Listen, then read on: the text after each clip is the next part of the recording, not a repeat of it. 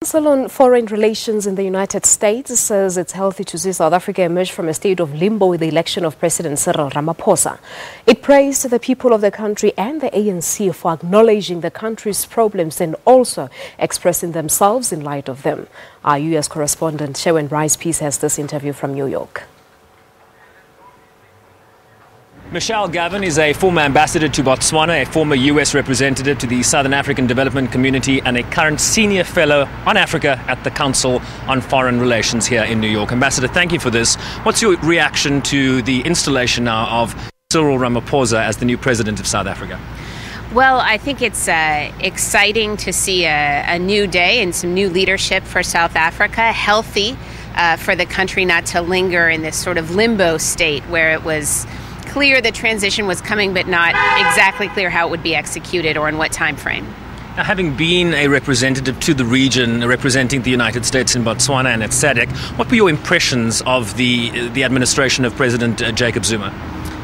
Well, I think anyone paying any attention to South Africa was dismayed and concerned, particularly about the revelations that have been ongoing regarding corruption and state capture. And so while, of course, it's up to the people of South Africa to choose their leadership, I think all around the world, including in the United States, we can all recognize how insidious corruption is. It makes it very difficult to pursue an agenda on any of our shared interests. So I think it's encouraging to see the South African people express themselves about these issues, to see the ANC acknowledge the problems, and exciting to see where the country will go from here. The ANC itself has been criticized for moving so slowly on this issue. Was that your impression, that this was perhaps a very slow-moving train when action perhaps was required at a much faster rate?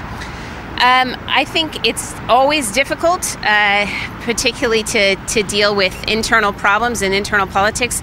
Yes, everyone would like to see the kinds of problems that have come to light nipped in the bud, not allowed to fester and grow and chip away at the integrity of institutions.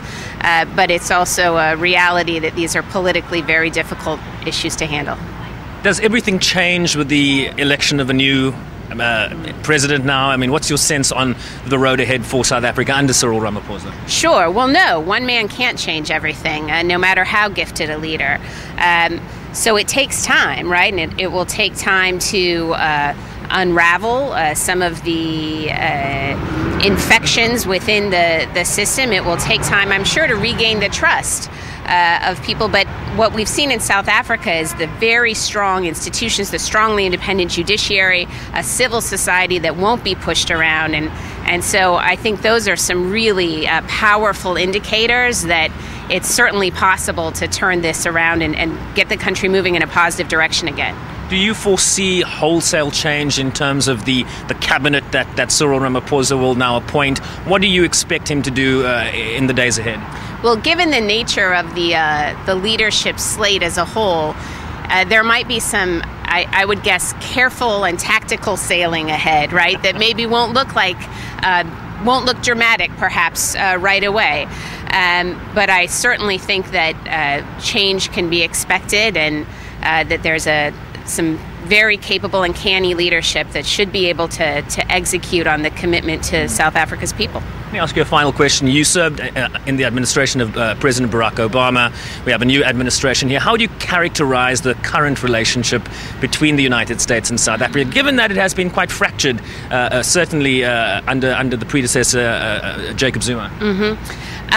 Well, I would say that regardless of our respective national leaders, it's always been an important relationship. It's important to the United States. It should be important to South Africa. The Trump administration has been off to a very slow start in terms of even staffing the State Department and our embassies.